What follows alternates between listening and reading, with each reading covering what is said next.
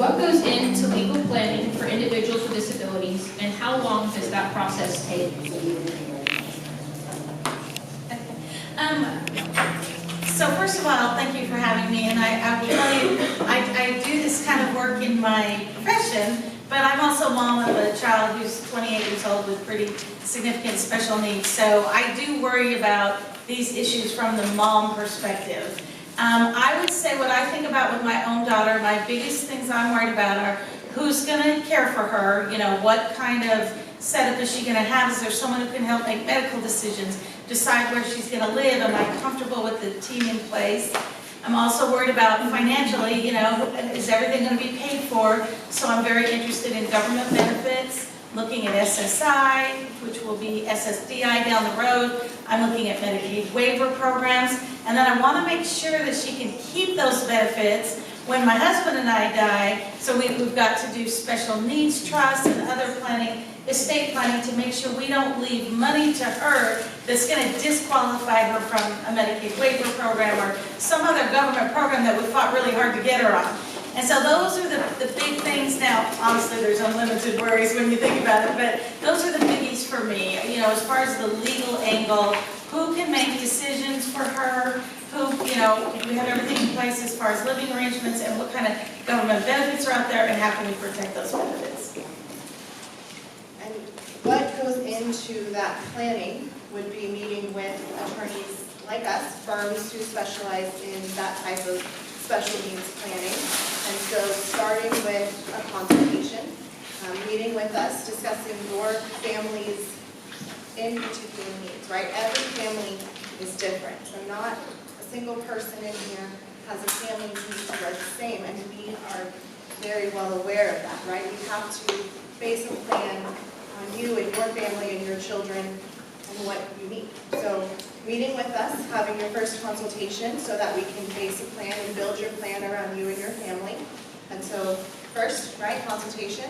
Second, meeting with us to review the documents that we have drafted. And then from there, meeting to sign those documents and getting the plan in place. And so estate planning, of course, so what goes into that legal planning. So estate planning, meeting to prepare your plan, review your plan, sign your plan, and then how long that takes, anywhere from 30 to 60 days, depending on the complexity of your plan. Okay, great.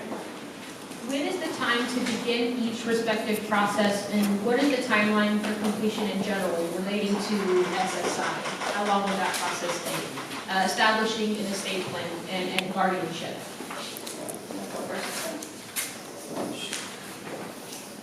So for guardianship is a hard one. So guardianship, you want to start thinking about guardianship about 6 months before your child turns 18. At that point, you want to meet with your child's primary physician and have the conversations around what is the level of need for a guardianship. So, can my child understand a power of attorney? And that's really the first question. Would you agree with that? Yeah, so can I present this power of attorney to my child, right? Can my child come to an attorney and can I review this document with them and can I say, this is the document, right? This is what it's going to do. Your mom and dad are going to be able to go with you to the doctor, make medical decisions for you.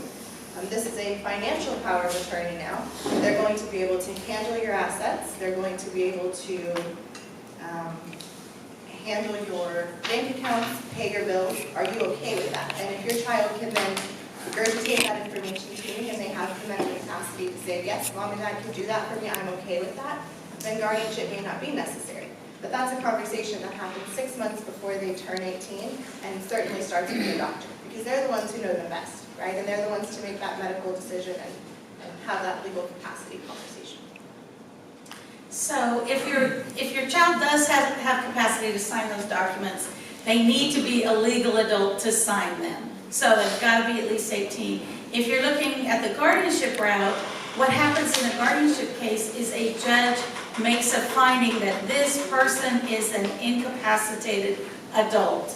And so to have the court hearing, you have to be 18 years old to have a finding that this is an incapacitated adult. So I agree with what Hailey said, you know, you can start the process about 6 months before age 18, but you won't be able to have a court hearing until your child is 18.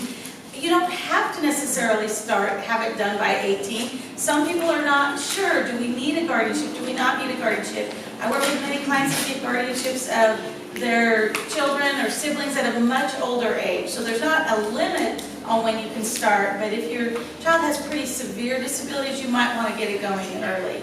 As far as special needs trusts go, you should get your wills done and direct everything to the trust. You should get those done before you die. Okay, so hopefully everyone in this room has a long time to get them done. But to be smart, of course, you know, we never know what's going to happen, so you can do those at any time. I have some people who come into my office with a 3-year-old, and I have other people come into my office worrying about an 80, maybe not 80, but they're maybe a 60-year-old. I literally had someone the other day who was 91 doing a trust for her child. So, I mean, there's no set age, but there are serious consequences if you don't do the estate planning before you pass away. And so it is a good idea to get on the estate planning, particularly the special needs trust, and we can get into more details about that in a few minutes. But, you know, there's different kinds of trusts, and you shut the door on some kinds of trusts that are most beneficial if you don't do the estate planning, you know, before you pass away. Yeah. Before I forget, the special needs trust, what is the difference between that and whether it's that over, like, say, a living will?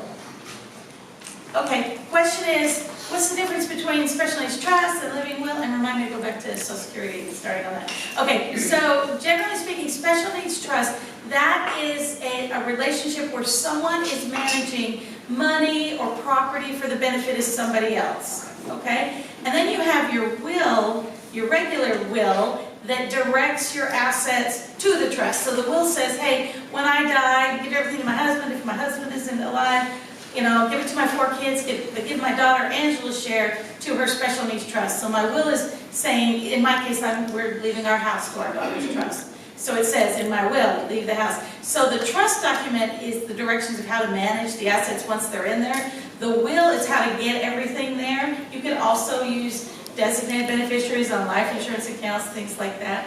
Living will, that is more of an advanced directive. It's a little confusing, but a living will, that's a directive where you're saying how you personally want to be treated medically if you have a terminal condition or an irreversible condition. So good question.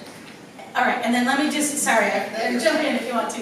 Let me just say, as far as timing on applying for Social Security benefits, so there are 2 types of benefits, and we can get into this a little more too, but there's regular Social Security disability. That is a disability program for anyone who becomes disabled and has enough work credits in the system to qualify, basically to get the retirement early. You can also sometimes draw off of your parents' work record. So if, my daughter's name is Angela, my daughter with disabilities, so if I am drawing my retirement, my daughter Angela can actually get benefits off of my work record or her dad's work record. And that kicks in when you have a parent who's either drawing Social Security retirement, Social Security disability, or the parent's deceased. So what is the right time to apply for that disability benefit? It depends. You know, is there a parent who's already drawing retirement or is deceased? Then, you know, you get into the system earlier on. If you don't have that situation and the person who's going to need to get disability benefits doesn't have their own credits, then you'll get moved over to be evaluated under the Supplemental Security Income Program, SSI. For SSI, when you should apply depends on your family's income and assets. If you are a very low income and asset family, then the person with disabilities may be able to get SSI at a young age. For the vast majority of people who have parents who are working, they're not going to qualify for SSI until that individual's 18 or older, because once someone's 18 or older, parents' income and the assets don't matter. So I have a legal obligation to provide for my minor children. I don't have a legal obligation to provide for my adult children. I might have a moral obligation, but the way that Social Security looks at it is once my daughter Angela is 18, my income, my assets are irrelevant to her. So for a lot of people, they apply for SSI right when they're 18, and then they're more likely to get their benefits then. I hope that answered the question. There's someone in the back. Sorry. On the SSI, if we're getting it before 18, when they turn 18, how does that change? Yeah, great question. I'm just going to repeat it. The question is, how does it change if you're getting SSI prior to 18 and then now someone's over 18? Is that okay if I get into this? Okay. All right. So to qualify for SSI, you have to be medically determined to be eligible and technically determined to be eligible. That's for SSI and SSDI. The medical determination is going to be the same for the SSI program and the disability insurance, the SSDI program. And we can get into that too if you want. But the difference between SSI and SSDI is SSI, you have to be poor and needy. SSDI, you have to have the credits. Okay, so how does it change when you've been on SSI and now you're an adult? That comes down to the medical qualification. To qualify as being medically eligible as a child, we are looking at 6 domains about understanding and comprehending and behavior, and we have to see if this child has marked deficiencies or severe deficiencies. I can give you a handout if you're interested on that.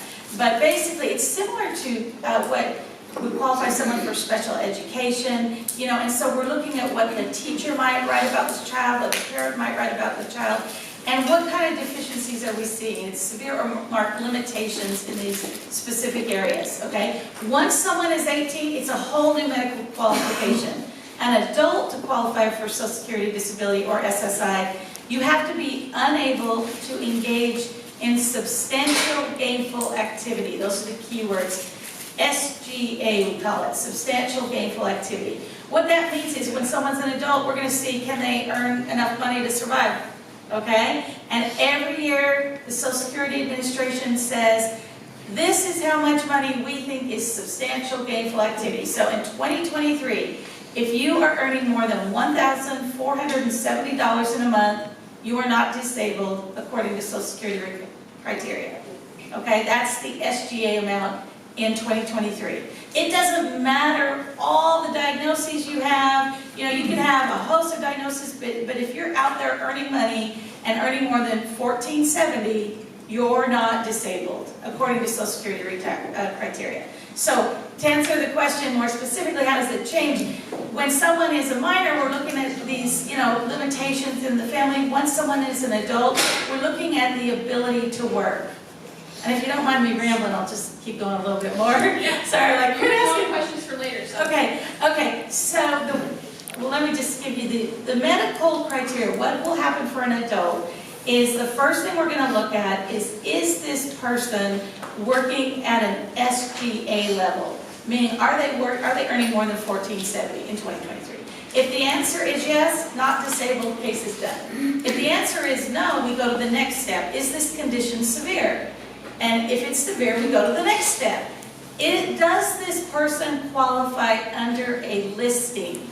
Now, what do we mean by listing? Social Security has what we call a blue book, and you can Google SSA Blue Book. And in that blue book, it's a bunch of listings of disabilities. And so what happens is, if you have a child, like my daughter has epilepsy, so I can go and Google SSA Blue Book and epilepsy, and I can see exactly what they're looking for to see if she qualifies for disability based on her epilepsy.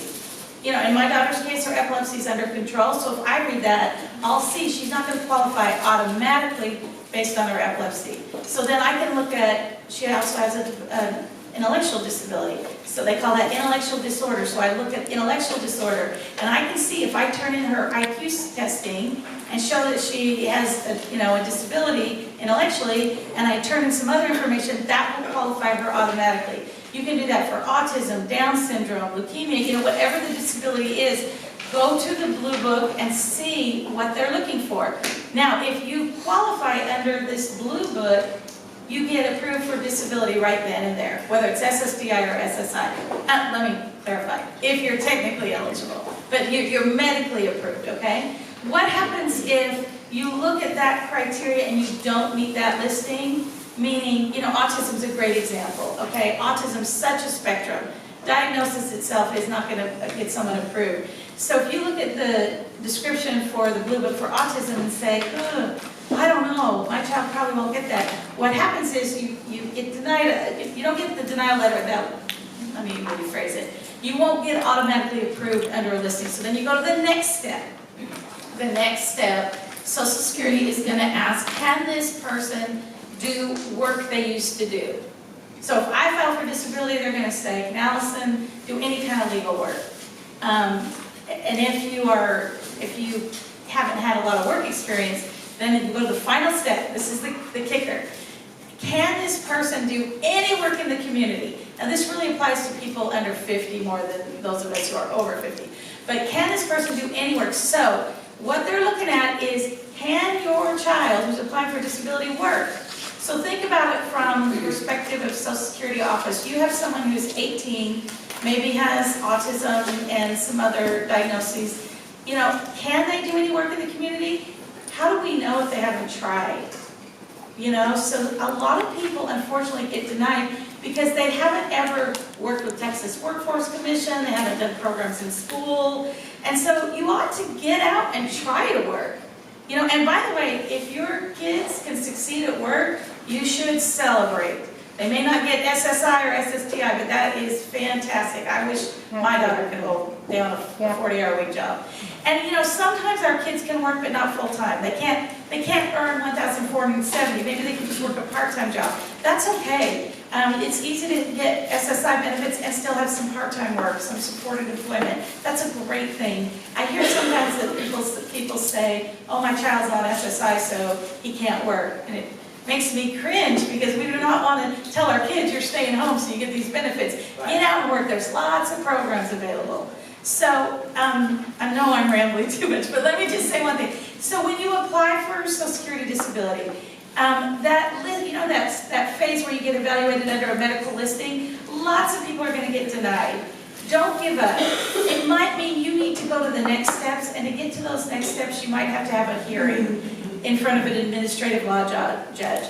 Lots and lots of cases are won at the hearing level. So don't be afraid to appeal. If you're denied, I would not try to appeal by yourself. I would go see an attorney. It's a complicated system.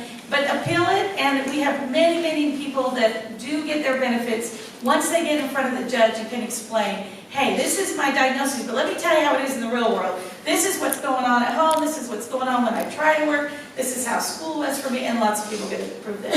Okay, I'll be quiet now. I hope that answered that. Was probably like, oh my goodness. Thank you. I have a question. So back to the retirement. So if my son is on Social Security and I retire, can he double dip, or is the retirement, Social Security deducted by my retirement? I mean, yeah. Oh, please, all the SSI to you. Okay, yeah, great question. So question is, can somebody double dip? So, no, is the short answer. So SSI is a needs-based program to provide a certain amount of money for people who need income. And in 2023, the government has said everyone who's disabled needs $914 maximum for their food and shelter benefits. Now, if you're in some states like California, Massachusetts, they give a supplement, but in Texas, no supplement. So, 914 is the maximum. Now, there is, a little bit of disclaimer there. If someone lives at home for free, then Social Security looks at that like, hey, this person doesn't need as much. So they reduce it by a third. So instead of 914 this year, it's going to be more like 604, 609, someone check my math. Anyway, so they reduce it by a third. There are ways around that, by the way. If someone is in that boat where you have that penalty, it's called in-kind support maintenance. I have a handout on it, and I'll talk to you about it. There are ways to get up to the 914. So going back to the, can you double dip? So first of all, nobody's going to get any SSI if they have benefits coming in excess of 914. But what if you have somebody who gets SSDI because they worked for a little bit of time? Like someone who's 22, for example. They only need a year and a half worth of work to get their own SSDI benefits. They just need 6 work credits. You can get up to 4 credits in a year.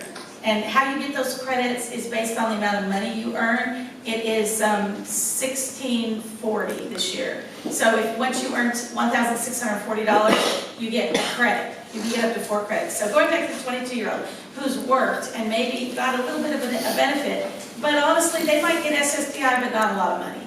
Because the amount of money you get for SSDI depends on how much you paid into the system. And if you're just working a part-time job, it's probably not going to be a ton of money. So if someone gets SSDI benefits and say it's $400 a month, then they might get SSDI plus SSI to make up the difference to bring you to that 914, okay? But you can't, you're not going to be able to get the 914 plus the other benefit. It's the 914 is when SSI kicks in if there's not other income. And by the way, as far as drawing off of a parent's work record, you can draw off of one parent's work record and then switch to another, but it's not both. So if I retire first, Angela is going to draw off of my work record, but then if her dad retires later, because I stayed home for 10 years, so he's going to have a much higher work record. So she's going to switch from the benefits under my work record to his. And then if I die, maybe it's more, so she'll switch back to me. Basically, if you die, it's 75% of the parent's work record, payout. If the parent's still alive and drawing Social Security or disability, it's 50%. Did that help, or did it make it worse? Well, that has to be in a trust in order for it not to impact any services that the person is getting from Texas. Social Security benefits do not need to be in a trust. In fact, you can't just move your Social Security benefits to a trust and have the income not count. Okay. To get, I should let you talk. You want to talk about the trust a little bit? For the trust. Okay. Make sure we answer that. Okay. We're moving to Social Security. No, I guess my question is the Social Security that the person gets, will that be counted as income for him and not with a retirement as well for the parents? Okay, yes. So does Social Security count as income? Absolutely. So if it is Social Security disability insurance, or disability insurance benefits, we call it SSDI, we call it DIB. The actual program that a lot of our kids are going to be on is called Childhood Disability Benefits. We also call it Disabled Adult Childhood. I tell you, Social Security, it's like alphabet soup. It's DAC, DIB, there's like all these acronyms and everything. But okay, so the program Childhood Disability Benefits, all the income that is coming in, that is absolutely income. And so if it's more than $914, it's going to eliminate the SSI. I'm talking the 2023 numbers. They change every year. So it absolutely counts as income. If there's too much income, it can disqualify someone from other benefits, such as Medicaid waiver programs. But I mean, it's got to be a lot of income. But I would encourage you to go home and open an account under SSA.gov. You can go to SSA.gov, my account, create an account, and you can see exactly what your benefit would be if you retired early, if you waited till your full retirement age, for most of us it's 67, or if you waited till 70. 70 is when you get the most you can get from Social Security. So if I hold off till 70 to draw my retirement, I'm going to get a lot more than if I retire at my full retirement age of 67. So I can look on there and I can see exactly what I'm going to get. I can also see what my daughter's going to get. And so it's good to open up that account. And because my daughter is getting SSI, I am her representative payee, meaning I represent her with the Social Security. It's kind of like a guardian for Social Security benefits. And so on my account, I can also see all of her information. So I'm trying to think if we answered your question. So it does count as income. There are some things that you can assign to the trust, and it will not count as income. I'll give you an example. Military survivor benefits. We have lots of that going on in this area. You can actually have survivor benefit plan annuity payments, we call it SBP. You can have that assigned to a first party special needs trust, and it does not count as income. That is critical for military families who want their kids to stay on Medicaid waiver programs. What you do is you create a special needs trust, you have the military SBP irrevocably assigned to that trust, and the income doesn't count against your child. Okay. Another thing we can assign to a trust is child support. In Texas, we have lifetime child support, and when someone is getting lifetime child support, if the beneficiary of the support is over the age of 18, it's considered that child's income. Even though the check is going to mom or dad, it is that child's income. There are ways that you can go back to court, get a court order, ordering the creation of a special needs trust, and irrevocably assigning the child support to the trust, and the child support doesn't count as income. So that's the way that a lot of people who have child support involved or have military SPP can keep their Medicaid waiver programs is by using special needs trusts. Okay? But you can't assign every type of income. All right. Give her a question. Okay, the panel's over. No, I'm just kidding. So we kind of touched on a lot of these, so I'm going through my questions here. To go back a little bit, what are the legal options for an individual who's turning 18 in terms of guardianship or an alternative? Can you go into a little bit more, maybe Hailey, about the powers of attorney, what those would entail, or other options before we get to the guardianship point? Sure. So the different power of attorney options are a durable financial power of attorney, which is you appointing someone or your child appointing someone to make financial decisions for them. So that is everything from buying, selling, house, car, accessing their bank accounts, continuing to pay their bills that they cannot, right? Whether that's they just aren't there to do it or they just can't physically sign for it, right? So they just aren't able to do it at the time. So they are appointing yourselves to do it for them. And so they sign off on this power of attorney giving you the authority to do it. That's a financial power of attorney. The second document would be a medical power of attorney. And so that's your child appointing you to make medical decisions for them if they cannot make them for themselves. So very important documents that are allowing you to make these decisions for your children. The other option, or another option to add on with your power of attorney, is a supported decision-making agreement. So your supported decision-making agreement, I like to think of it as a package. I never recommend doing a supported decision-making agreement by itself. What that agreement does is it allows you to be in the room with your child. So you can go to the doctor, you can be in the room with your child, right? Because think your child's now 18, so realistically speaking, they're an adult, right? So the doctor may say, your child's 18, get out, you can't be here, right? So this document allows you to be in there with your child, you can make decisions with your child, you can help them, you're there to assist them in making these decisions, but it doesn't allow you to actually make the decisions, you're just there to help them. So it's important to have powers of attorney in addition to, so think of it as a package deal there for these options. So this is before we consider guardianship, right? You want to have these in place and try them out and see if they work before you consider a guardianship. And does that have to be updated like every so often, or does that just once you have it, it's in place?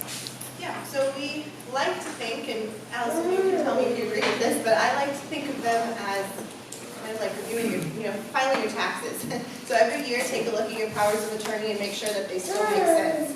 Are the agents that are assigned on this power of attorney, is everyone still with us, right? Is everyone still alive? Is everyone still who your children would want to be appointed on these powers of attorney? And if so, then it should be fine. But every 5 years or so, you really should look at redoing these documents just to make sure they stay current with the law of the time. Yeah, go I ahead. have a question. If you have guardianship, though, you don't need these things, right? Because guardianship provides these services. That's correct. How long these process typically take? So for powers of attorney, you would come in to meet with the attorney, you talk, you say, yes, I want powers of attorney, and then we can draft them and get them signed within a matter of weeks. So powers of attorney are very quick, versus guardianships can take 6 to 12 months to get that process done. So it's much longer, 6 to 12 months. Yeah, hopefully not that long, but yeah. I agree with everything Hailey just said. I just want to emphasize a couple of points.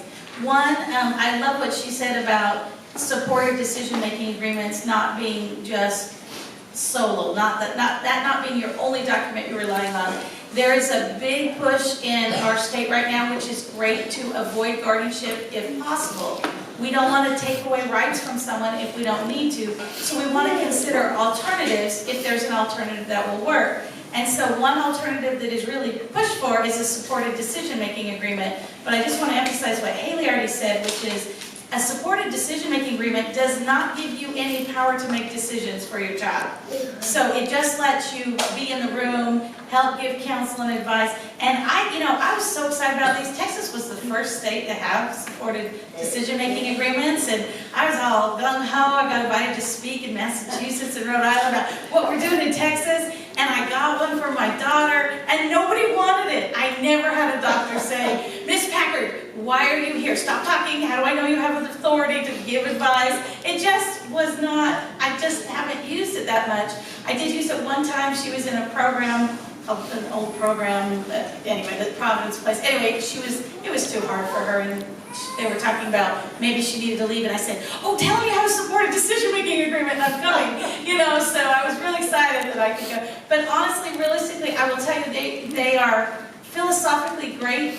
There are many parents that tell me they use them, but they're not allowed to participate in school meetings or at a doctor's appointment without them. I would say for the vast majority of parents, we're invited in and nobody keeps us out. But it is a great idea. But I agree with what Hailey said. If you're only relying on that, what happens if your child now needs a medical decision and they're not able to make that decision? You would want to back it up with a medical power of attorney, which is only effective for all of us when the doctor says we can't make our own medical decisions. So we all should have medical powers of attorney, but they don't kick in until the doctor says we can't make our own decisions, and that applies to our kids.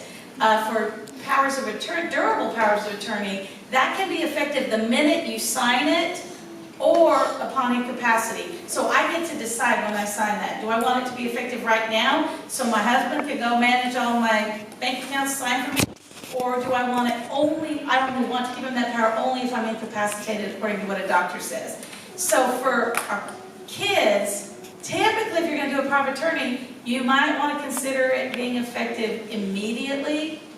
So just to give you authority to start making decisions. So sometimes supported decision-making agreements can conflict with that if we're not careful, because we have one document that says, hey, I'm making all my decisions and I just have a supporter, and another document that says, well, I want my mom to step in right now. So you might have to tweak your supported decision-making agreement to, only cover certain areas and use a power of attorney to cover the other areas. The last thing I want to emphasize on powers of attorney is you cannot sign a power of attorney unless you understand it. And so it is not an option for everyone. If your child has severe disabilities, a very low IQ, powers of attorney is not an option. Because it's invalid, it's void, and so you've got to make sure whoever is signing this document understands it. What you don't want to do is stick a paper in front of your child and say, just sign this, and then when you go to use it, someone says, this isn't any good, your child has an IQ of 40. This isn't a valid document, and now you're looking at an emergency guardianship, or, so don't try to use those documents if your child is very, very low functioning, if they're not valid, okay? Were you going to say something? Someone had a question. No, you answered. You're good. Okay. Thank you. One more thing on this, and then we're gonna jump a little bit. For supported decision-making agreement in particular, what is required? Do you have to have a notary? Do you have to go to a legal person, a lawyer, to get that put in place, or how does that look? I'm unsure of that, and I think some people might be as well. So the supportive decision-making agreement has to be signed by an adult, right? It has to be someone over the age of 18.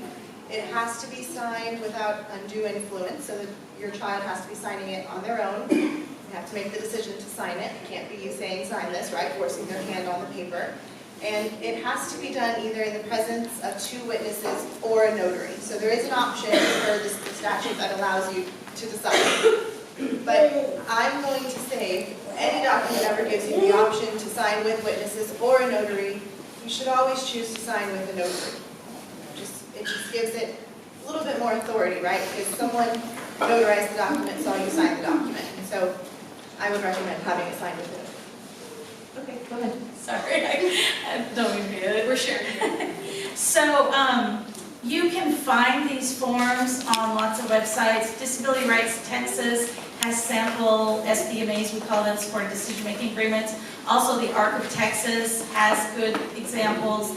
And so you don't necessarily need to go to an attorney for a supported decision-making agreement. They're out there, and if you came to me to do it, what I would do is very similar to what you're gonna find online. Similarly, power of attorney, medical power of attorney, what I would give you is pretty much the same as what you're gonna find online. But depending on the level of capacity, I would not give you this, I would not give your child the same power of attorney that I would give you as a parent. Okay, if it's a borderline level of understanding, I would change your power of attorney. So, you know, a lot of times you don't necessarily need to go see an attorney. Supported decision-making agreements, for sure you don't need to, but I echo what Hailey said is, I wouldn't just be living with one supported decision-making agreement, so you might want to make that part of the whole package. And then, you know, if your document is ever challenged, if you've done it with an attorney, it's going to be much more difficult for someone to not accept it. Because I, as an attorney, have to verify this person has capacity. So sometimes people have borderline capacity, it might be worth doing it with a lawyer, but like for you and you, you know, people who have plenty of capacity, if you find that form, you might not need an attorney to have it done, if that makes sense. Is this borderline capacity like determined by the IQ, or how do we grasp this? Like, I could explain my daughter like a few years what the power of attorney is without her understanding word by word. So capacity is it's a hard question to answer for you because it really is a call on the attorney's end, right? It's me taking the document and me talking to your child and saying, this is the power of attorney, this is what it is, right? And you're right, I'm not reading the document word to word to her, but I'm saying this is what this document is doing, and do you understand what the document's doing, right? And it's me having her read it or speak it back to me, and me deciding on my own call, does she get what this document is saying? So it's a difficult call for even us as attorneys to make. She was able to provide examples. Like, that means that I won't be able to pay for groceries. Yeah, I mean, potentially, right? Yeah, it's a hard call, definitely.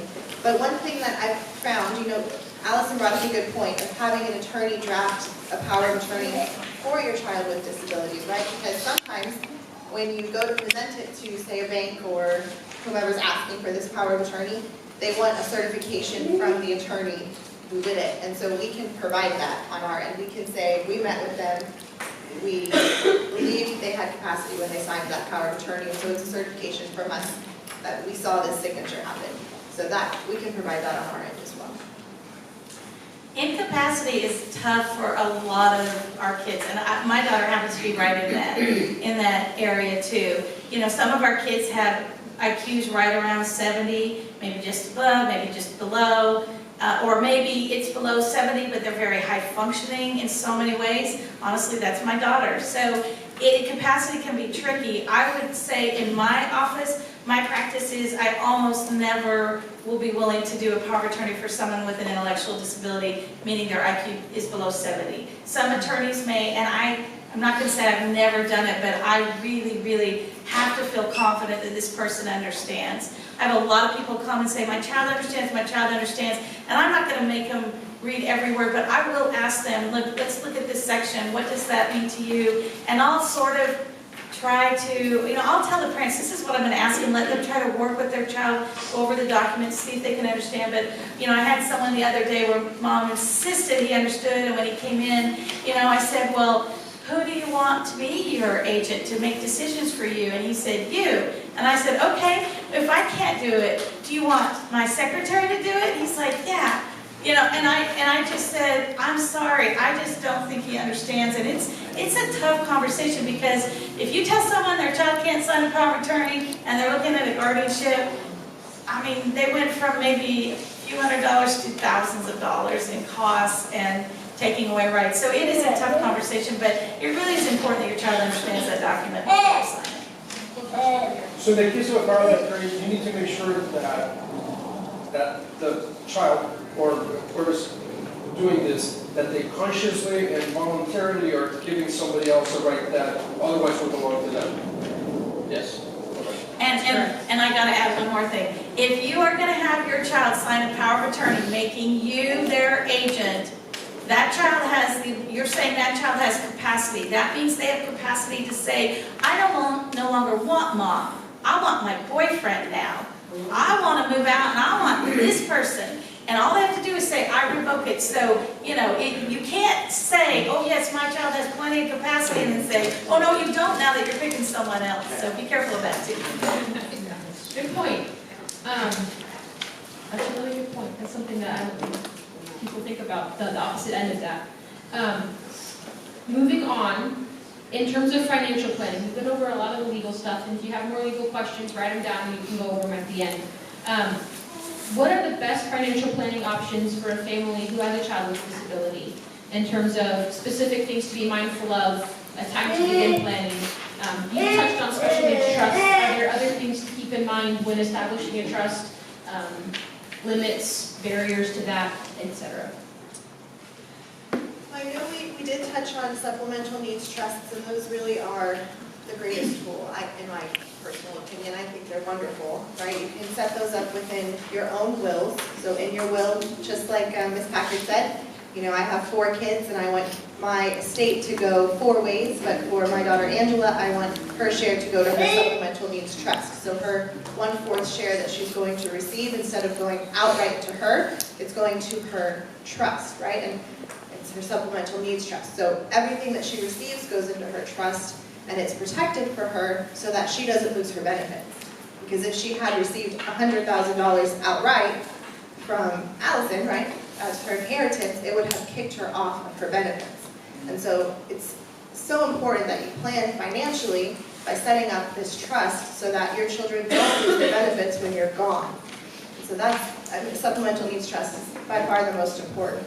But you can also plan financially by setting up, life insurance policies that can funnel into the supplemental needs trust. So you can name the beneficiary on these life insurance policies to be the trust.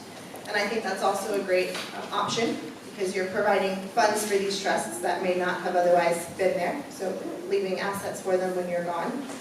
And then also the military benefits that Alison mentioned can also pay into the trust as well. Yes, ma'am. What about an ABLE account? If you have established while you're alive an ABLE account, can you roll it into the trust when you pass? So the question is if we can roll ABLE accounts into the supplemental needs trust upon your passing. So the ABLE account should still continue after your passing, because it should be in the name of your child. So it should still continue, assuming it's in your child's name upon your passing. So it doesn't need to be in a trust, a separate trust? Correct. Right. So you can move money from a trust into an ABLE account. There's a limit on how much can go in an ABLE account. In 2023, it's $17,000. Unless your child is working, you can add some work earnings as well. But ABLE accounts are fairly new, but I would say, based on current law, you can't be moving money from an ABLE account to a trust. It doesn't go the other way around. And the reason is, and that has been a hotly debated topic, but right now I don't think it's allowed. And I was going to say the reason is because ABLE accounts in Texas have a Medicaid payback. And they do in most states, but not every state. And what that means is when your child dies, the money in their ABLE account will be used to reimburse Medicaid for benefits they have received since the ABLE account was open. Okay, now, you can open an ABLE account in other states if they accept out-of-state residents. In Texas, we only let Texans. That sort of is how Texans think, like, hey, you can't come here if you're not a Texan. So, you can't get a Texas ABLE account unless you're Texan, but you could go to Ohio or a place like that. They accept out-of-state people. If you go to a state where there's no Medicaid payback and you're a Texan, you still have a Medicaid payback. Okay? Does that make sense? So a lot of people will read or hear ABLE accounts are an inexpensive way to replace special needs trust. That's not true. They're very effective. My daughter has one. I use it. I love ABLE accounts, but they don't replace special needs trust. They're just another tool. And remember, if you can only fund it with $17,000 a year, it does grow tax-free, which is awesome. You don't get that in a trust. But if you're going to keep putting $17,000 in every year and letting it grow and grow and grow, just remember, if your child dies and they've been on Medicaid, all that money is going to reimburse Medicaid. So I think you're much better off if you're going to grow an account, grow a third-party special needs trust. Thank you. That was something that I just learned as well. So we're all learning here. To jump back a little bit, we touched a lot on SSI at the beginning, so I'm going to save that question. For these processes, establishing a trust, putting a will in place, going through the guardianship process, are there any follow-up processes to maintain, to make sure these things stay in place long-term? For example, do you have to read your guardianship every year? Do you have to, you said doing the trust, making sure your documents are good every 5 years. What do the follow-up processes look like once those things are put in place? Either one. So for guardianship, every year there are yearly requirements to report to the court.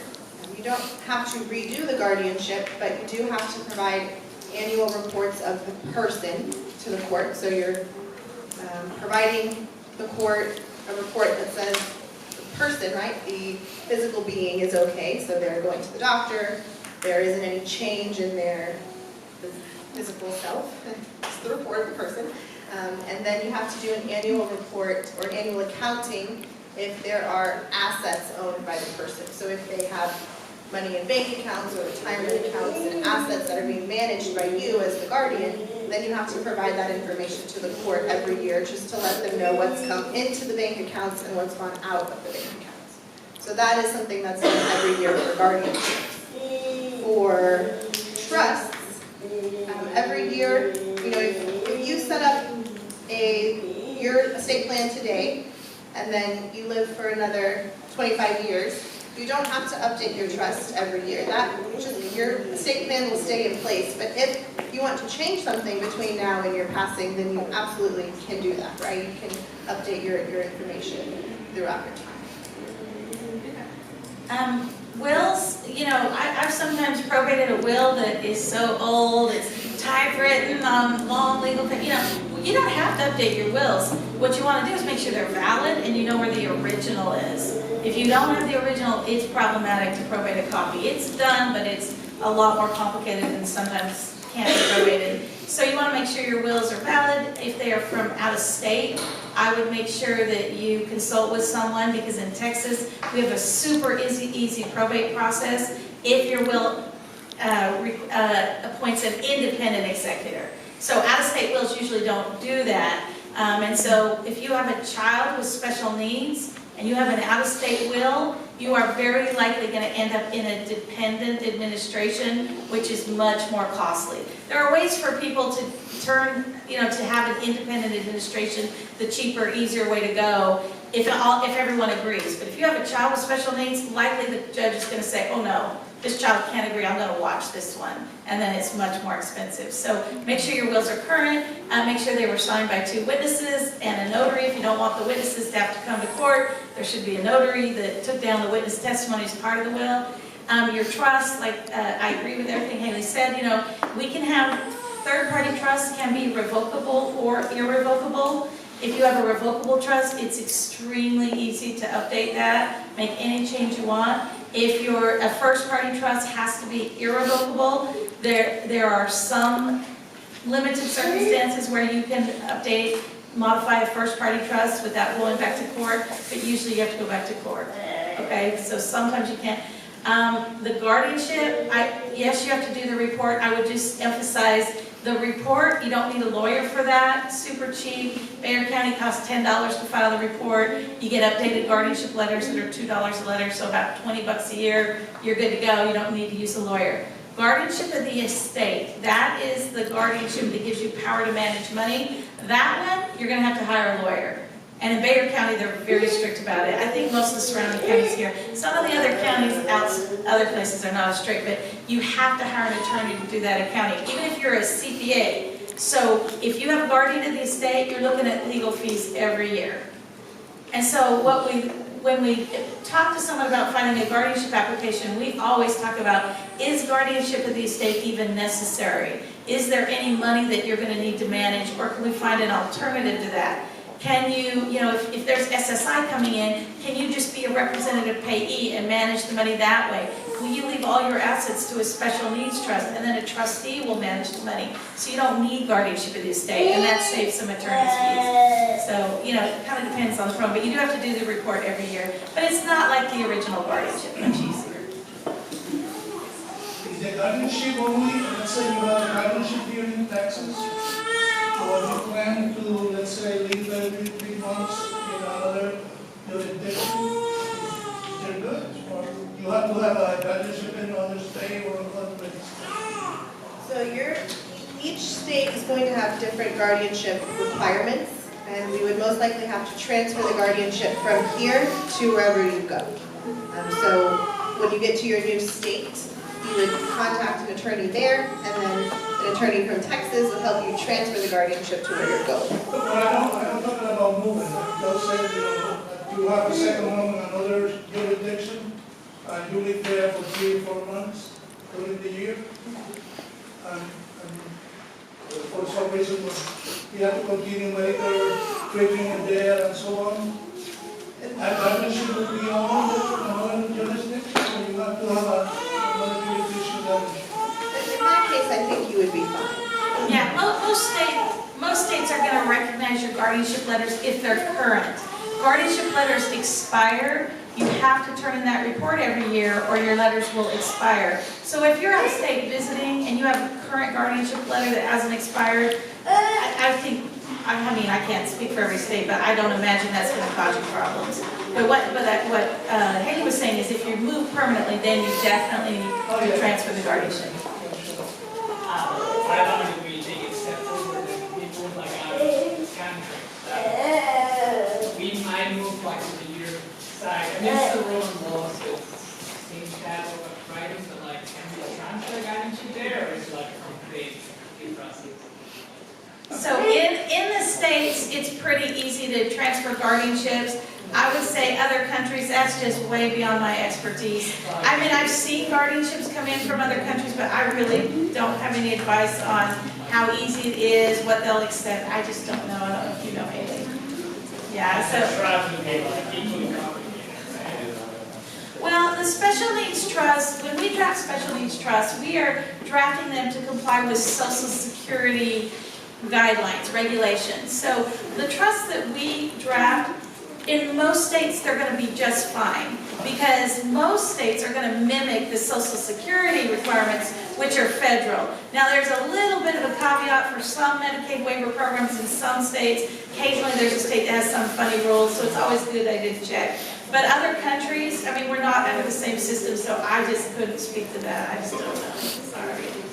Go see somebody when you get to the new country. Get new advice. How easy is it to transfer, like if I have guardianship of my son and something happens to me or I become incapacitated, would my daughter have to go through all the legal process again to get guardianship of my son? Or how easy does it transfer to a sibling?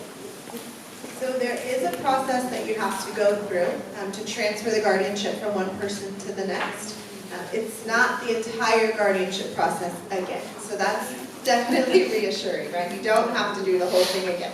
But there is an application that's filed with the court where you're asking the court to appoint someone new, and then there is a hearing. So we would have to go to a hearing where you'd say, something happened to the first guardian, here's the new person that wants to be appointed, and this is who that person is, right? So we could go Is there through. not like a successor, like on the original document, the original guardianship? There's not going to be one listed. So this is why it's important to do estate planning. If you have a guardianship, if, you know, about, you want to have, say in your will, who you want to be the guardian. And if there's someone you don't want to be the guardian to follow, you should state that. Now the court, if you don't have that statement, the court is going to go just where you would think they try to get the closest family members first. So, you know, if you're fine with the closest family members doing it, maybe it's not as critical. But the first thing the judge is going to say is, oh my goodness, mom and dad are gone. Who did the last person who died, what does their will say? Did they recommend somebody? That's who the judge is going to give deference to. Now, the judge doesn't have to follow that, but that's going to have deference. Otherwise, there's a, you know, they're going to look at the next of kin and try to pick somebody. The new guardian doesn't have to, like Hailey said, go through and establish the need for the guardianship or the incapacity, but they have to qualify. So at a guardianship hearing, there's two parts. One is having the judge determine this person is an incapacitated adult, and the other part is qualifying a certain person to act as guardian or co-guardians. Co-guardian, you can be co-guardians if you're married, or even if you're divorced and you're parents of the adult child with disabilities. So we've already got that incapacity establishment, so you just say, yep, it's still the same incapacity, but now we need a new guardian. To qualify as a guardian, there are certain rules. You have to live in Texas or have a resident agent appointed, so you could live out of state and have an attorney be your resident agent. You have to have a criminal background check run on you and given to the court. You have to watch an online training presentation through JBCC and turn in a certificate that says you watched it. And then you can't owe money to the individual under guardianship. You can't be in litigation. There's a few other things like that. Basically, and then there's a funny requirement that you cannot be a person of notoriously bad conduct in the community. And so, sometimes we actually ask at the hearing, so you're not a person of notoriously bad conduct and character in the community, are you? As if someone's going to say, oh, you got me. I am. I give up, But, so there are some simple things like that, but you do have to go through a lawyer. You do have to have the hearing. Go ahead. I have a question. Under that same scenario, what would the process look like for the power of attorney? If we don't have guardianship, or we have guardianship? Yeah, if you just want to answer kind of as a whole, that was one of my questions of like, how would it look for any of these processes for benefits to change and kind of what would require a change? So with power of attorney, like she's asking, could you just go through what may cause a change and how to handle that? Yeah, so for powers of attorney, most of the time on the original power of attorney that's drafted, we will name alternates. So for the first agents, right, if the two of you are the original powers of attorney, the agents that are listed, then we'll have alternates after you. So if something happens to you, whether you pass away or you cannot act or you're unwilling to act for whatever reason, then there's people after you who then step in your shoes and act in that role. So there's always going to be successive people listed after you for the power of attorney in particular. And just because you name someone as an agent doesn't mean they have to accept it. So occasionally you name somebody and they say, ooh, thank you, but no thank you, I'm not up to this. And then you just have that person sign something in front of a notary saying they're declining to serve, and it would go to the next person. So I agree with Hailey, you should always have alternates, so you've got backups. And we should all have that in our own powers of attorney. All of us should have powers of attorney, so we don't end up under guardianships ourselves. Great point. A few more questions here, and then we'll get into open questions if anybody else has any. What we didn't touch on for SSI, let's say someone's ready to go apply, right? What are the limits? You've spoken about some. Is there still a $2,000 asset limit in place? And what's the best way to apply and maintain those benefits long term? SSI, that's the one where you have to be poor and needy. That's needs-based, we call it means-tested. And so yes, you have to have less than $2,000 in your assets to qualify for SSI. Now there are exceptions. You can actually have a home in your name. You can have a car, but one car. You can have a life insurance if there's very limited cash value, $1,500 or less. So you don't want a whole life insurance policy with a higher cash value. I get rid of whole life insurance policies because they can cause problems. You can have furniture and computers and clothes. We're not looking at those kind of personal items. And then the biggies are you can have a special needs trust and you can have an ABLE account. And those aren't going to count against you. So to qualify for SSI, you've got to make sure your accounts all your accounts are below $2,000. So that means, my daughter gets her payment every month into our representative payee account. As her representative payee, I'm making sure she's spending that money. Because if I forget, and all of a sudden her account has more than $2,000, Social Security can come back and look 5 years from now and say, oh wow, Alison, we look back in 2023, you had about 4 months where you were over $2,000, so please pay us the benefits back. Or if you didn't know the rule, oh, you haven't been eligible for 5 years. So you have an overpayment, pays back 5 years worth of benefits. Wow. Social Security does that all the time. So to stay eligible for SSI in particular, you always report any changes in your circumstances, you report work earnings, and you always make sure the accounts are below $2,000. You watch for Social Security letters. I get them too, and I kind of take a deep breath, like, oh no, what is this gonna say? Make sure you read it. If you don't understand it, see a lawyer, or call the Social Security office, don't just throw it aside. But the main thing is report. So, for example, we talked about that ISM penalty, that where they reduce the amount. If you don't have that penalty, it might be based on the number of people in your house. If you have one of your kids move out and go to college, that might have messed that up. So you've got to report when there's a change in your family situation, report when someone's working, report the earnings, and then you don't get into problems like that. So do you have to report the earnings on a monthly basis? Like my son, he works part-time, so I have to report that every single month, his earnings? You do. If it's SSI, you have to report earnings every single month. There are apps to do it. There's easy way now. Honestly, I think if the pay is always the same, they kind of just assume it's that. But you are supposed to report any earnings made in any time, any income, not just earnings. Like if your child gets an inheritance or a car accident settlement, you absolutely have to report it by the 10th day of the next month. So if my daughter gets paid in February, she's got till March 10th to report it. If her grandma left her an inheritance, she better report it by the 10th day of the next month. And you want to report it because they're going to say, oh my goodness, you don't get your benefits anymore. And then you see a lawyer, we move it to a trust, and you get your benefits back. So can an SSI recipient inherit an asset such as a home? So you could inherit a home if you're living in the home, and it's just, then that could be excluded. But if the home gets sold, the money's not excluded. So Can that money be put into a trust for them? It can be put into a trust. And let me say this, because this is important to understand. There's a difference between a first-party special needs trust and a third-party special needs trust. A first-party special needs trust has a Medicaid payback on it.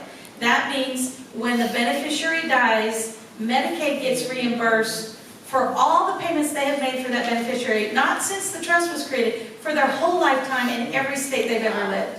Okay? So that's a first-party special needs trust.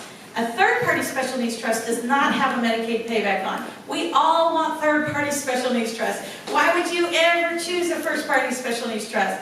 Well, there are certain things by law that have to go to a first-party trust, such as child support, military SPP, but also anytime the beneficiary has money in their name, that's the only trust you can use. So in this example, if you had a house, I'll use my daughter again. If my daughter has a house in her name and then she sells the house, she's going to lose her benefits unless she either hurries and buys another house or she moves the money to a trust. But now because it's her money in her name, she can only use the special needs trust with the Medicaid payback on it. So if you have a car accident, there's a settlement, medical malpractice settlement, you have to use the special needs trust with the Medicaid payback on it. Okay? So that's why you really want to do estate planning. In my case, we did leave our house to our daughter's third-party special needs trust. Now, you don't have to do this. We did this. We think maybe she would live in there, maybe her siblings will live with her, but it might not work. And we're thinking it probably won't work, so they might need to sell the house. So because it went to her third-party special needs trust, when the house is sold, all the money just goes into her trust. And she doesn't lose her benefits. And then that money is used to buy another place or whatever it's needed for. Now, once the money's in the trust, though, it can only be used for the beneficiary, the person with disabilities. And I'm kind of going on a soapbox here, but this is really important because you really have to think about who the trustee is going to be. Most commonly, families say, oh, it's going to be brother. It's going to be little sister who's going to take care of managing this. And that's fine. That is what I have for my daughter's trust is siblings. But I have to warn you, it is dangerous because siblings are the worst at messing up government benefits. Because what they do, no offense to the siblings out there, but what they do is they say, if mom and dad were alive, they would want us to borrow this money to buy a car. We're desperate for a car. We're going to pay the trust back. So they go out and they buy a car, and then Social Security is like, whoa, that's not a special needs trust because it's not paying for the disabled beneficiary, it's paying for sister and her husband.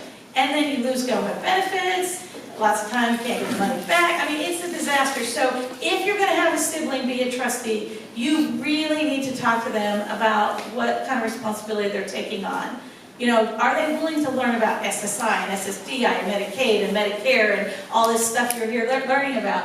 And do they understand this money in the trust is only for the person with disabilities? It's got to be spent on them. It's so critical that they're okay with that. And maybe siblings aren't the right people, maybe they are. There's lots of options for trustees. You can use a corporate trustee if there's enough money going into the trust, and a sibling could be a trust protector. You don't have all kinds of authority to fire that corporate trustee and pick another one. You can also use a pool trust. The Arc of Texas has a great master pool trust where they provide someone. So there's lots of options for trustees, and it's something that we talk about a lot. Can you have more than one trust at the same time? Yes, you can only have one able account, but you can have as many trusts as you want. I have a question. I don't have an estate planning for my son, but if we purchase him a funeral plan, does that get looked at as him having an asset? Because it's like an death insurance, but.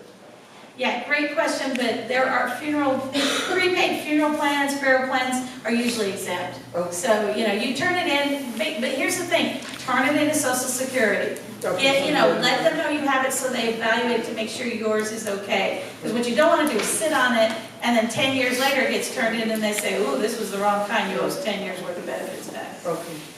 So, There's several questions. I saw a hand back here, and then we'll come back to the front. Did you say that military survivor benefits cannot go into a third-party trust? That's what I said. And that is a mistake. I mean, when you have a trust created, make sure you use an attorney that does a lot of this, because a lot of people say, oh, I don't want that first-party trust. I want the third-party trust. We all want that, but that's not going to work for military SPP. It needs to be a first-party trust. but can we have both? Absolutely. So Yeah, one- lots of military members have first-party trust and third-party trust. There's another one over here. So, did you say that for SSI, like, you don't look at life insurance payouts out of 1,500 a month? Or? Yeah, I'm sorry if I misspoke on that. So the life in any payout is considered income.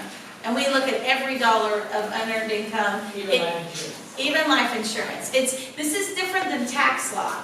So you think, well, this doesn't count, I don't have to pay taxes on this. That doesn't mean it has any relevance to Social Security law or Medicaid law. That's different. So income is income. Unearned income reduces benefits dollar for dollar. Earned income, it's a little different calculation, and it's not dollar for dollar. But yeah, what I was suggesting is you can have a life insurance policy with a cash value of $1,500 or less, and then that is not going to, that's not going to be an asset. Hailey, if you would, I have a question about a special needs trust. What are the minimum requirements for putting money in, and what are the maximum amounts that you can add in, if there are any, to either one of those? No, there's no minimum or maximum amount. Alison, do you disagree? No. Yeah, I mean, you can create a trust now, right, with your will and not put anything in it until you pass away, right? So your will today says, I'm creating this trust upon my passing, so there's nothing in it today, it's not even created until you die, right? And then when you die, the property that you have then goes into it. It could be a house that you own that's only worth $75,000, or it could be an entire life insurance policy worth $500,000. There's no limit on the amount that can go into that supplemental needs trust for your child. So no minimum amount or maximum amount, it can funnel all into that trust for whatever amount you'd like to put in. Different from the ABLE account. So ABLE account, there is a limit, $100,000 if you're on SSI, or it's up to $525,000 if you're on Medicaid. That number changes if you're only on Medicaid. But why would you ever want $100,000 or $500,000 in an ABLE account with a Medicaid payback on it? I don't recommend it. If you have that kind of wealth to leave, it should be in a third-party trust.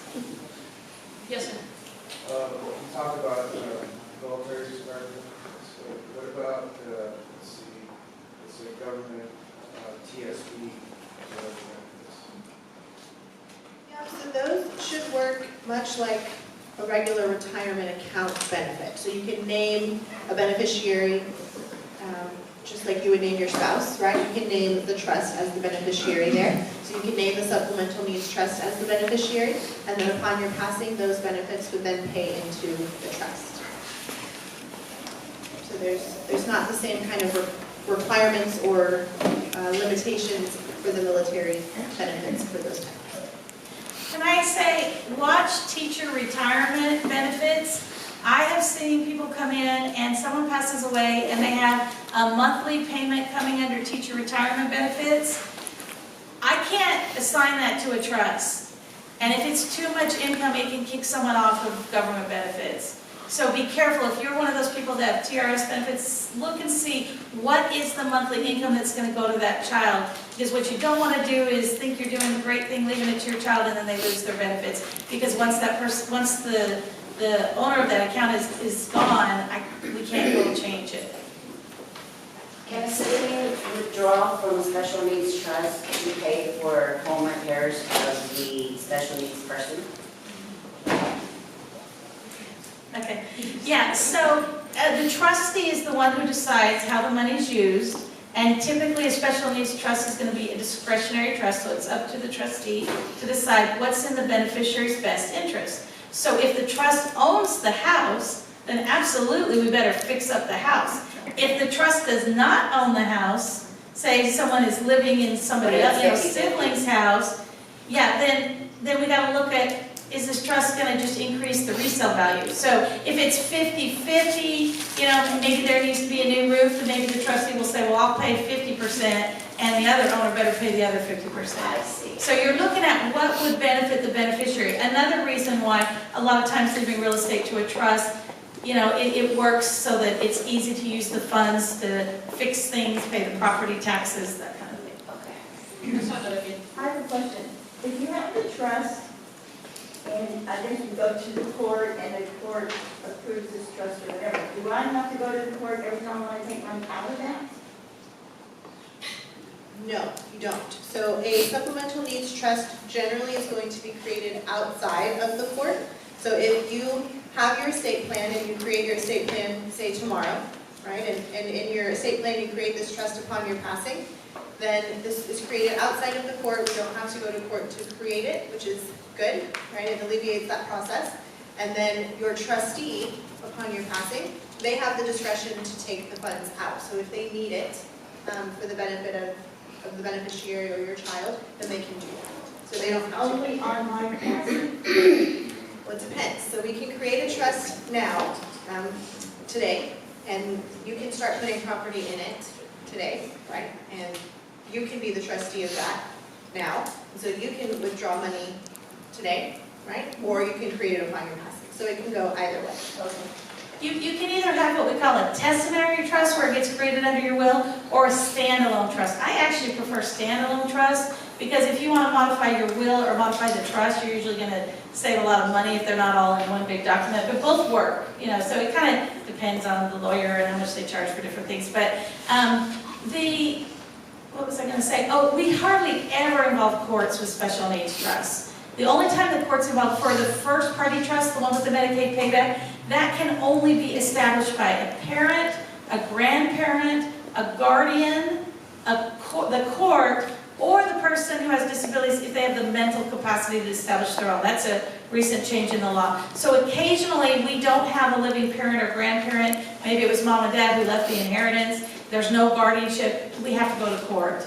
And then once you go to court usually likes to keep oversight. Also, if someone's under a guardianship and they receive money, then a court-created trust because of the guardianship. And then the court does want reports. The court does want to know how the money's being used. But typically, we can avoid the courts. Personal injury settlements, we can't avoid the courts. But that's usually just to get them set up. In rare cases, we do have to do annual accountings, but usually we just get it set up with the court's help, and then hopefully we don't have to keep going back. What is the maximum amount of wages an SSI recipient can earn, even though he exhausts the payment but can keep Medicaid coverage? Okay, the most you can earn in wages. So the first thing you want to look at is what is the SGA amount, and never, never, never go over that. So in 2023, 1,470. First of all, that's whether you're on SSI or SSDI. If you're earning more money than that, you're not disabled. And Social Security can go back and look at your earnings from 5 years ago and make you pay everything back. So So watch that. Then otherwise, the way it works is, no matter where your income is coming, whether it's earned income or unearned income, Social Security doesn't count the first $20 when it's reducing the benefits. So you get to keep your first $20 at no penalty. If it's earned income, you get to keep the next $65 also.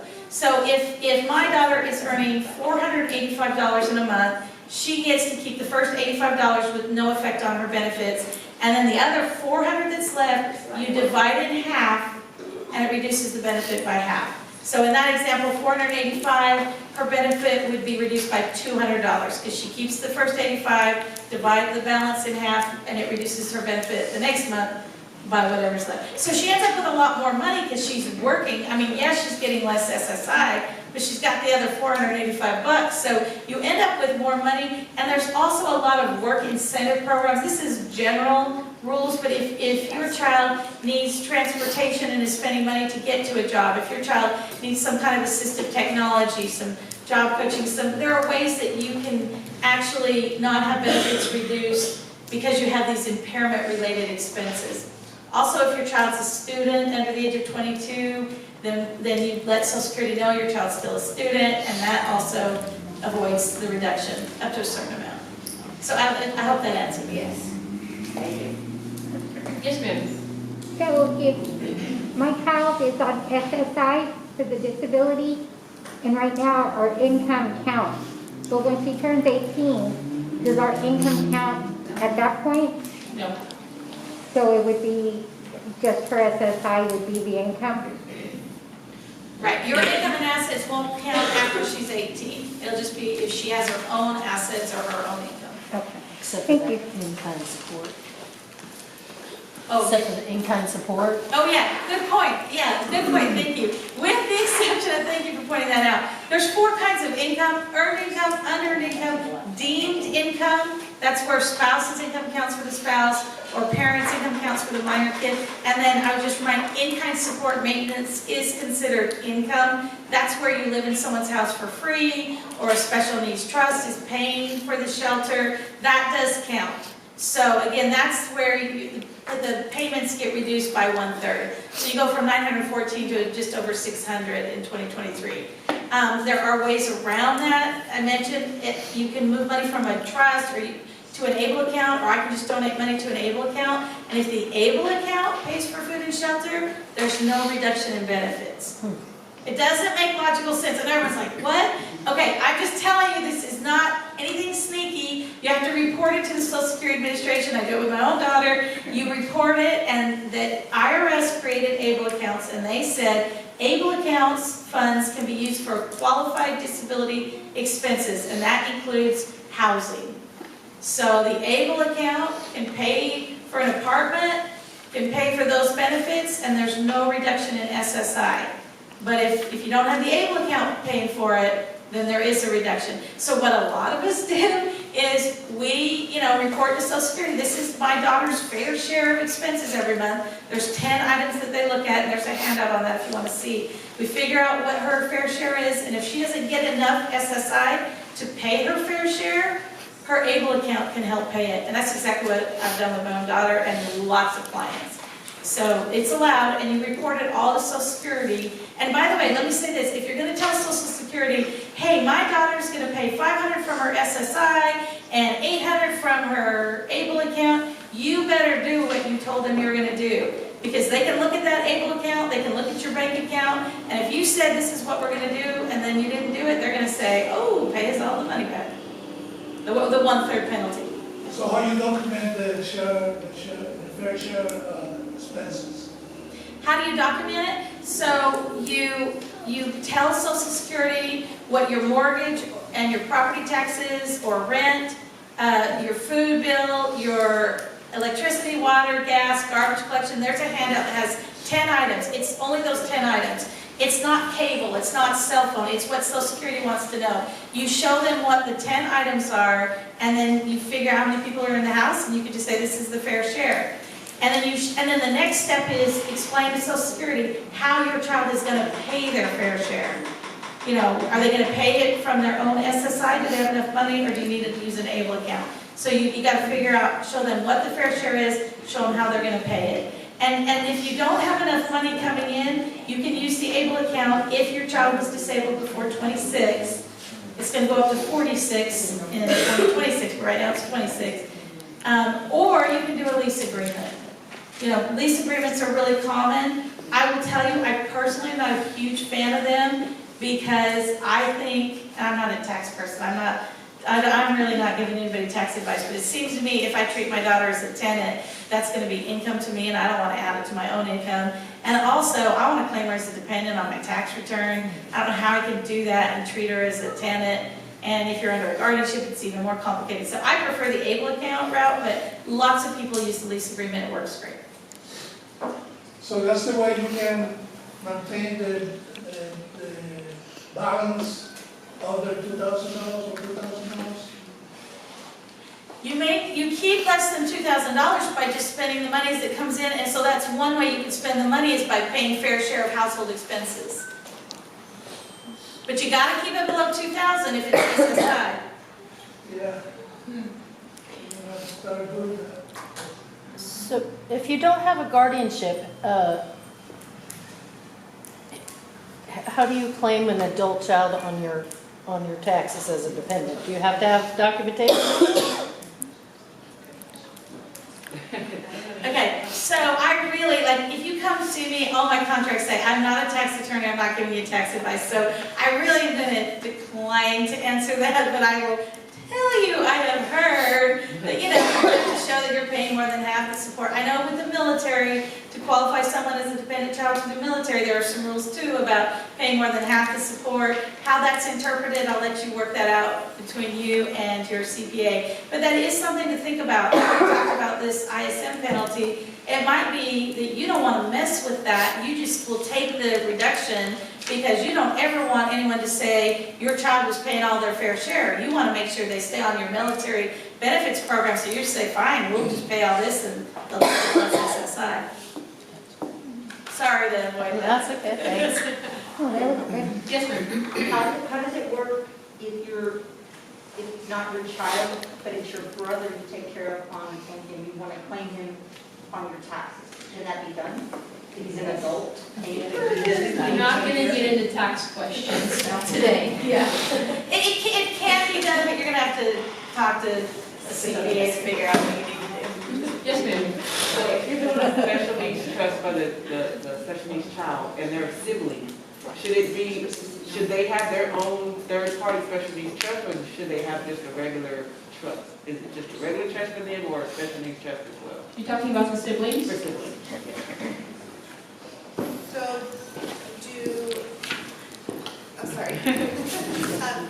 do all of the children have disabilities or only one of the children? Just one.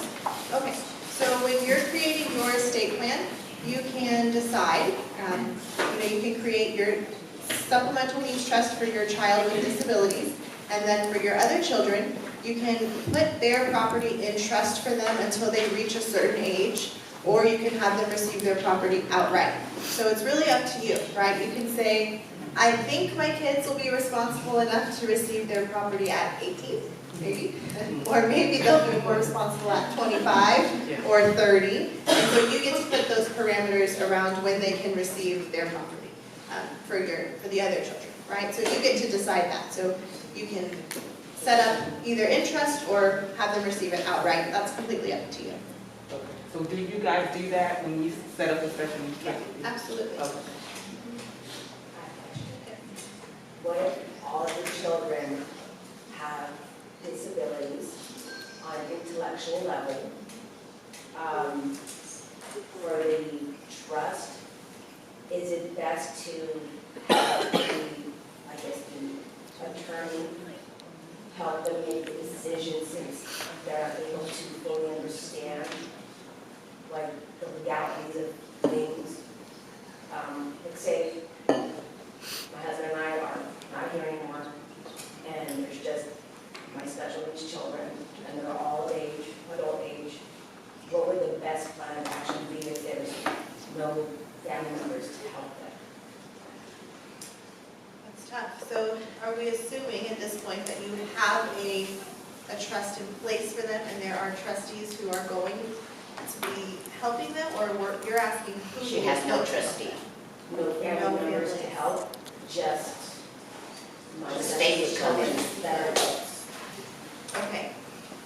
Yeah, Alison, who would we appoint here? So you've got two issues. One, you've got a guardianship potentially. You need someone to make medical decisions, choose where they live. If you don't have family members, as for someone who's under a guardianship, the court will find somebody. It might be the Bayer County Guardianship Program, it might be a private professional guardian. It could also be a friend, if there's not a, but once you're under a guardianship, the court will make sure there's someone to replace you if you're not available, okay? But it'd be nice if you could pick that person. So if you're gonna do a private professional guardian, then you might wanna meet a few and see who you like, and they are gonna charge. You know, they're not doing it for free, but they're not doing it for the money. You know, it's a modest amount. Or the Bayer County Guardianship Program will do it in some cases, and there are other county programs. But then separately is who's going to manage the money. If you don't have a family member to be the trustee, you've got lots of options. You could have all the money go to a pool trust. I mentioned the Arc of Texas has a master pool trust, and they have sub-accounts for lots of people, and they act as the trustee, and they're very good. They understand government benefits really well. I highly recommend that. You could also, if you have a lot of money, you could have a corporate trustee. I say a lot of money, typically they want about $500,000 to mess with, but there's a corporate trustee available. There are also trust programs that provide different levels of support. Hope Trust is a national program that creates a care plan. It's really good for people who don't have a lot of family members involved. There are some trustees in the area that will actually go and check on your child. So you should talk to someone and just meet a lot of trustees, look at all the different options. The one thing I would say about the Arc of Texas, highly recommend them, but they will only take cash. So you can't leave a house to a trust that's managed by the Arc of Texas. Okay? It's got to be cash only, so they're going to make you sell the house. So that's just something to consider.